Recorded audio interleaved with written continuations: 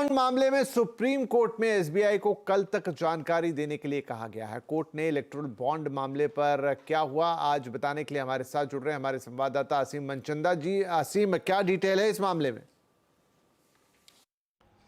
Supreme court की संविधान पीठ ने 15 फरवरी को इलेक्टोरल बॉन्ड को रद्द कर दिया था और इलेक्टोरल बॉन्ड से जुड़ा हुआ सारा डाटा एसबीआई को 6 मार्च तक इलेक्शन कमीशन को मुहैया कराने के निर्देश दिए थे। लेकिन 4 मार्च को एसबीआई ने एक एप्लीकेशन फाइल करके इसके लिए 3 महीने का वक्त और मांगा था। आज जब इस मामले की सुनवाई हुई तो वरिष्ठ वकील हरीश साल्वे ने एसबीआई का पक्ष रखा। उन्होंने कहा कि दोनों डाटा जो है अलग अलग साइलोज में है, इनको इकट्ठा करना है, इनको कोलेक्ट करना है और उसमें कम से कम 3 महीने का वक्त लगेगा। लेकिन सुप्रीम कोर्ट ने इससे साफ इनकार कर दिया। सुप्रीम कोर्ट ने एसबीआई को फटकार भी लगाई। सुप्रीम कोर्ट ने कहा कि जो डाटा मांगा गया है वो आसानी से उपलब्ध है, खासतौर पे कि जितने भी बॉन्ड खरीदने वाले हैं उनका केवाईसी ऑलरेडी हो चुका है। इतना ही नहीं, 29 ब्रांचेस जो एसबीआई की हैं जो कि बॉन्ड की बिक्री करती है वो डाटा एसबीआई के हेडक्वार्टर में देती है, तो सारा डाटा आसानी से उपलब्ध है।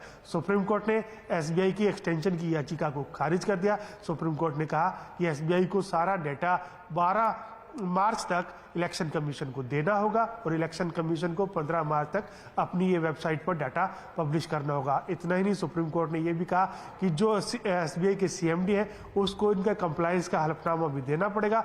उनको कंटेम्प्ट का नोटिस पर भी रखा है। अगर एसबीआई ऐसा नहीं करता तो उनकी ना जानकारी नहीं देने पर उनके ऊपर केस भी चलाया जा सकता है। तो अब एसबीआई को कल तक ये सारा इलेक्टोरल बॉन्ड का जितना भी डाटा है वो इलेक्शन कमीशन को मुहैया कराना होगा। जी असीम, शुक्रिया। तो 30 जून तक का वक्त मांगा था, लेकिन अब कोर्ट ने कल यानी कि 12 मार्च को ही से जमा करने के आदेश दिए। इधर इलेक्टोरल बॉन्ड पर सुप्रीम कोर्ट में एसबीआई को झटका लगने को कांग्रेस अध्यक्ष मल्लिकार्जुन खड़गे ने पारदर्शिता, जवाबदेही और लोकतंत्र की जीत बताया है। एक्स पर अपने पोस्ट में खड़गे ने लिखा है कि मोदी सरकार के भ्रष्टाचार, घपलों और लेन देन की कलाई खुलने की यह पहली सीढ़ी है। अब भी देश को यह पता नहीं चलेगा कि भाजपा के चुनिंदा पूंजीपति चंदाधारक किस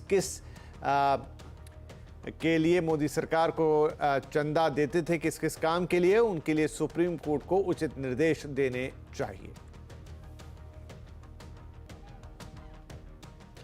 इधर कांग्रेस नेता पवन खेड़ा ने सुप्रीम कोर्ट के फैसले का स्वागत करते हुए कहा है कि इससे पता लगेगा कि मोदी सरकार ने किसके साथ लेन देन किया है। देश के लोकतंत्र के लिए विक्ट्री है, एक एक वोटर के लिए विक्ट्री है। हमारा ये जानने का हक है कि किस कंपनी ने किस पॉलिटिकल पार्टी को कितना पैसा दिया और उसके बदले में उस कंपनी को क्या मिला। जाहिर सी बात है कि रूलिंग पार्टी ने सबसे ज़्यादा पैसे भी लिए हैं और रूलिंग पार्टी ने सबसे ज़्यादा क्विड प्रो को में कुछ न कुछ उपकार भी किए उन कंपनीज पर। तो ये जानने का हक तो हम सबको है। तो इलेक्टोरल बॉन्ड्स पर क्या करेगा एसबीआई और सीट शेयरिंग को लेकर एनडीए और इंडिया गठबंधन में कहां फंसा है पेच? आज आवाज अड्डा में इसी पर होगी बड़ी चर्चा। शाम 7:57 पर बॉन्ड पर घमासान, सीट शेयरिंग नहीं आसान।